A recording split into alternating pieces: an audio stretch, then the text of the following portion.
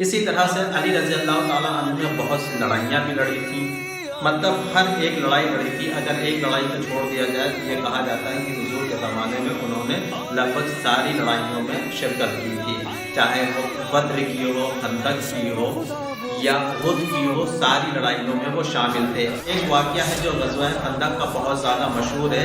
اس واقعے میں یہ بتایا جاتا ہے کہ ایک عبد بدر کا نام کا ایک شخص ہے جو بہت زیادہ طاقتور تھا اور وہ 1000 لوگوں کے برابر تھا۔ تو اس وقت وہ خندق کو پار کر کے اس بار آتا ہے، للکار کے کہتا ہے کہ ہے کوئی ہم سے مقابلہ کرنے والا؟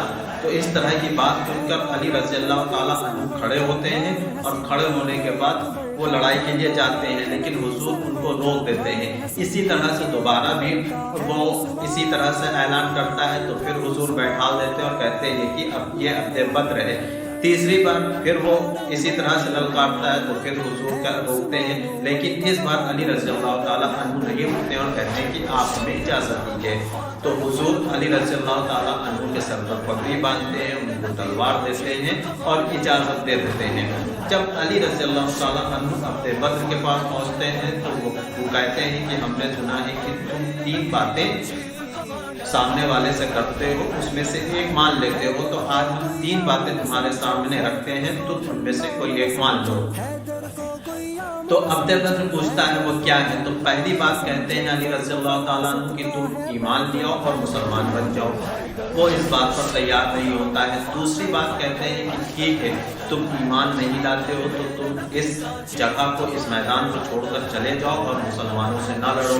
تو وہ اس بات کے لیے بھی تیار نہیں ہوتا ہے۔ تو تیسری بات یہ کہتے ہیں کہ پھر تم ہم سے مقابلے کے لیے تیار ہو جاؤ۔ اس بات کو سن کر وہ بہت دیر ہنستا ہے اور وہ تعجب کرتا ہے کہ کون ہے جو ہم سے مقابلے کے لیے تیار ہوگا۔ تو پھر جب وہ نیچے اترتا ہے اور پوچھتا ہے کہ تم کون ہو، تو علی رضی اللہ تعالیٰ عنہ بتاتے ہیں، اپنی نسبت بتاتے ہیں کہ ہم ابو طالب کے بیٹے ہیں۔ تو وہ کہتا ہے کہ تم تو میرے بھتیجے کی طرح ہو، ہم تم سے نہیں لڑ سکتے ہیں۔ تو علی رضی اللہ تعالیٰ عنہ کچھ ایسا کہتے ہیں جس سے کہ وہ بہت زیادہ غصے میں آتا ہے، اور وہ اپنی تلوار کو بہت زور سے علی رضی اللہ تعالیٰ عنہ کے اوپر چلاتا ہے، جس سے علی رضی اللہ تعالیٰ عنہ کی ہاتھ کٹتے ہوئے ان کے گردن پر چوٹ لگتی ہے اور کندھا ان کا زخمی ہو جاتا ہے۔ علی رضی اللہ تعالیٰ عنہ فوراً ہی اسی وقت پلٹتے ہیں اور ایک زوردار حملہ کرتے ہیں عبد بدر کے اوپر، جس سے اس کی ڈھال بھی کٹتی ہے، اس کا کندھا کٹتے ہوئے، اس کے سینے کو چیرتے ہوئے اس کے 2 ٹکڑے ہو جاتے ہیں، اور وہاں پر وہ اس کو ڈھیر کرتے ہیں، جس سے اس کی موت ہو جاتی ہے۔